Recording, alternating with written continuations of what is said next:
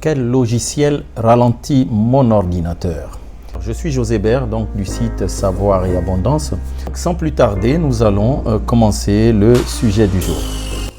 Pour déterminer quel logiciel ralentit votre ordinateur, vous allez passer par le gestionnaire des tâches de Windows. Ok, vous n'avez pas besoin dans un premier temps d'utiliser d'autres outils. Pour y accéder, vous avez trois méthodes. La première, c'est à l'aide du menu Démarrer et le bouton droit. La deuxième, c'est en utilisant la combinaison de touches CTRL-ALT supprime, CTRL-ALT-Delete, là, supprime. Vous pouvez la voir aussi ici, le supprime. Et la troisième, c'est celle-ci, c'est faire CTRL-SHIFT et échappe. Nous allons mettre en application tout cela. Alors, je viens ici, démarrer, je clique bouton droit et j'ai tout d'un coup gestionnaire des tâches. La deuxième méthode, c'est celle-ci, CTRL-ALT supprime, CTRL-ALT supprime et regardez ce qui s'affiche. Gestionnaire des tâches, c'est déconnecté, changer d'utilisateur et autres. C'est une combinaison très connue par les informaticiens. La troisième combinaison, c'est celle-ci, la plus simple, CTRL-SHIFT échappe. CTRL-SHIFT échappe, vous voyez, automatiquement, je me retrouve là dans le gestionnaire des tâches. Qu'est-ce qu'on y voit?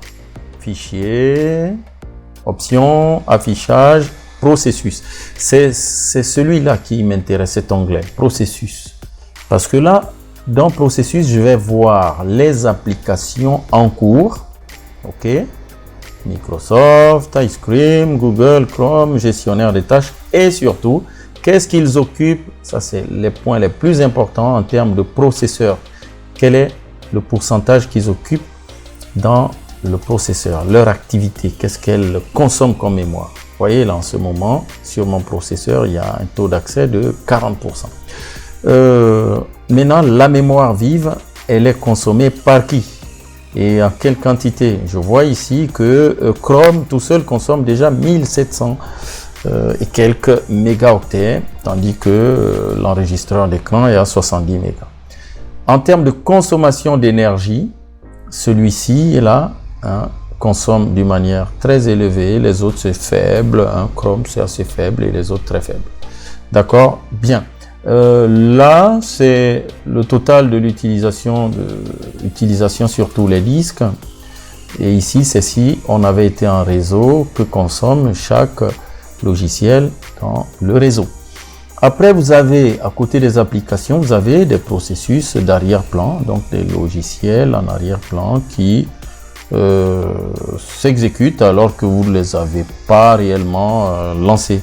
Okay, il y en a pas mal. Bon, moins de détails. Non, on va voir les autres onglets, performance.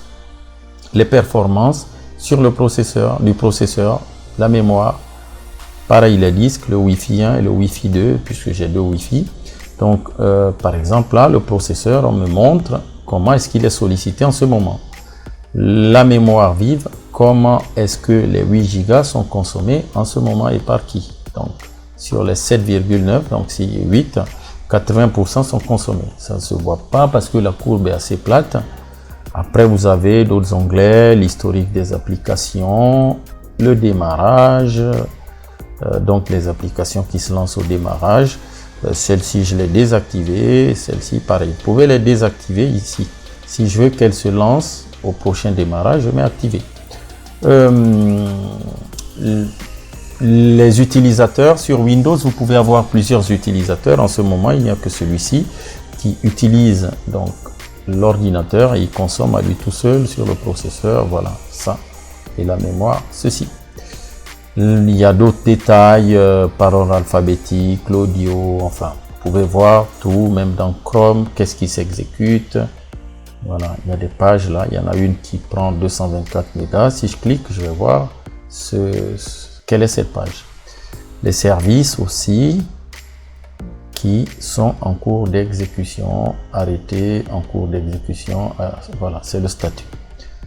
Voilà, c'est ce que je voulais vous montrer parce que les problèmes de ralenti des ordinateurs sont assez récurrents et par moments fréquent même, gênant.